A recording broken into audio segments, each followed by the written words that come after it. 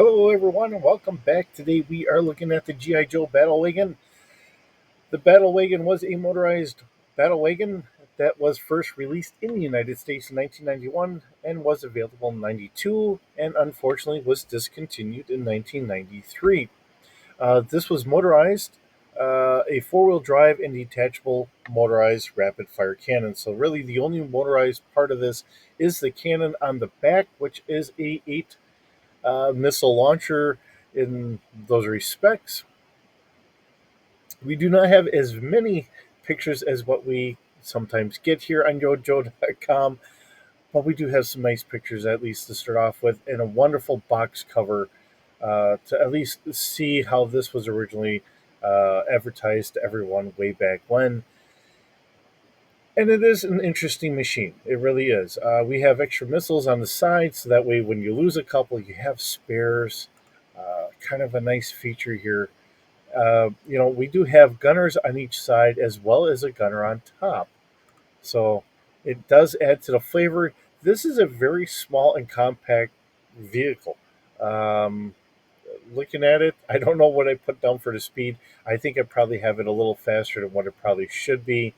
Um, it's got a working winch on here. This is all wonderful stuff as kids, um, and putting on the stickers. Um, yeah, I mean, because these things really were models back then. I mean, we got to play with models. So many of these really did have to get put together just like models. All right, so easily broken and or lost pieces. The missiles for the battle wagon were easily lost or misplaced, especially the four missiles stored on the side of the vehicle. And the tab on the green turret can break easily. Also, any combination of the guns can be missing, along with the hook and the string for the winch assembly. Additionally, the posts of the side guns that attach the gun to the vehicle are highly prone to stress and breakage. Handle these with care if you happen to have one. Note the black string that came with the battle wagon can be replaced with virtually any generic black string. Care should be taken when looking for an original that's not a replaced string. Variations. There is a variation of the battle wagon battery compartment for the cannon and the swivel bars for the green turret. Some versions of the turret's swivel bars are slightly flared, and you get part numbers for this, while others are not, and part numbers listed for that one as well. It is unknown if one cannon and the turret combination is any harder to find than the other. Um, the other fun things that we normally get is the original retail price of this, which is something we just don't get today. But it is an interesting vehicle. I mean, we get a driver in here. We have two side gunners as well as a top gunner. We do still have the old traditional bumper where we can get one or two figures to stand in the back. We'll see what I did for stats in the D6 universe, and we'll. All right, so uh, taking the battle wagon here, I kept this at speeder scale. I give it a length of about 30, uh, 30 feet. We do have one driver and three gunners, and two passengers on the tailgate there. Cargo capacity, I gave it about 200 kilograms of cargo. We do have full coverage for anyone on there, which is pretty much my standard. I always like to leave it so that way anybody that's on board a vehicle is covered by the vehicle. That makes things easier in game terms. This is a ground altitude of obviously it's not flying or anything. Uh, this thing is a little awkward, so I did keep it at about 1D plus one. Um, I'm sure it's got a beefed up strut system and everything else, so it may not be the most uh, agile vehicle out on the battlefield. Now, we do have a movement speed of 60 miles per hour, which does make some sense seeing that it is wheeled, but this thing is definitely going to be top heavy, so anyone driving this thing may want to worry about taking tight turns. Although, with a maneuverability of 1D plus 1, it probably is not going to be able to. A body strength of 4D. Again, these are some of the vehicles that, you know, I'm going to guess they're really going to be beefed up to make sure that they can manage on the battlefield, um, with a single driver in the center like that, I'm sure everything's kind of beefed up inside. All right, getting to our weapons and all the fun stuff here. We do have an 8-rack missile launcher.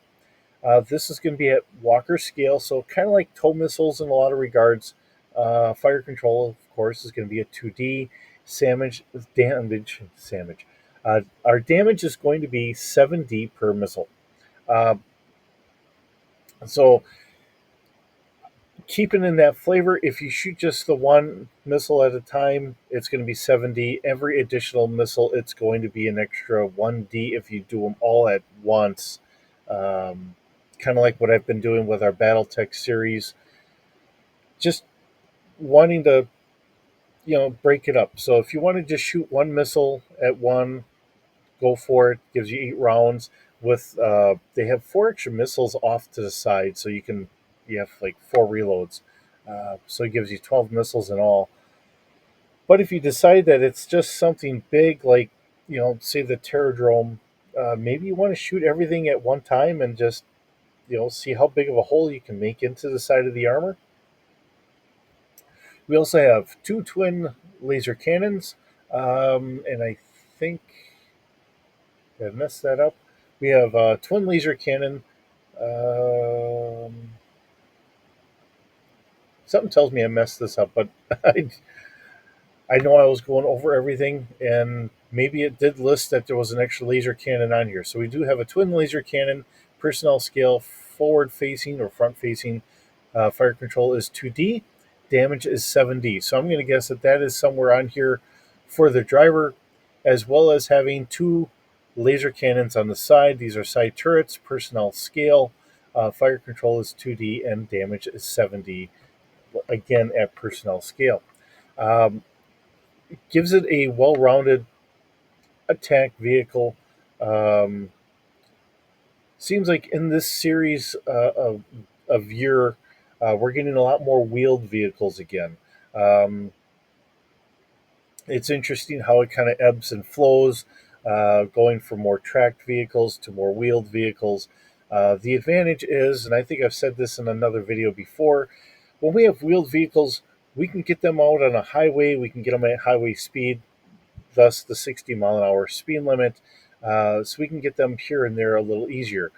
Uh, the government really does not like us using tracked vehicles on the concrete as much as we do with the wheeled vehicles.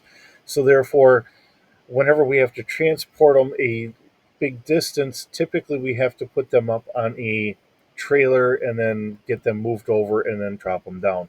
Now, of course, when we look back in historical eras, say like most notably World War II, we were not concerned about it. We were trying to move an army across an entire continent.